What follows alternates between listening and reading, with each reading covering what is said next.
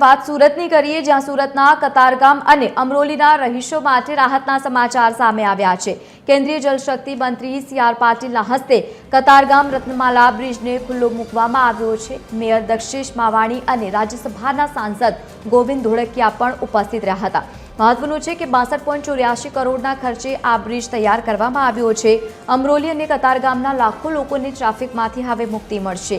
બ્રિજની ધીમી ગતિની કામને લઈને જો કે વિવાદ પણ થયો હતો, પરંતુ અંતે આ બ્રિજ લોકો માટે ખુલ્લો મૂકવામાં આવ્યો છે।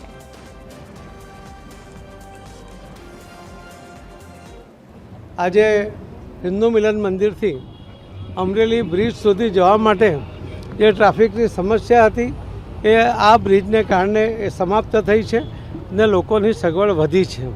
આજે એક શુભ દિવસ છે। રામ મંદિરની પ્રાણ પ્રતિષ્ઠા આજે થઈ હતી, એટલે આજે આ શુભ દિવસે આ નવો બ્રિજ આપણને મળ્યો છે। સુરતના શહેરીજનોને ખૂબ ખૂબ અભિનંદન આપું છું ને સુરત મહાનગરપાલિકાના પદાધિકારીઓ, મેયર, ચેરમેન, નેતા, સૌ કોર્પોરેટરશ્રીઓ, ચેરમેનશ્રીઓ અને કમિશનરશ્રી અને અધિકારીઓ, અમને પણ બધાને ખૂબ ખૂબ અભિનંદન આપું છું। આજે રામ મંદિર પ્રાણ પ્રતિષ્ઠા મહોત્સવ દિન છે, એટલે સોનામાં સુગંધ બળે એમ જે આનંદ આપને રામ મંદિરમાં આવેલો એવો જ આનંદ આજે કતારગામ વાસીઓનો છે।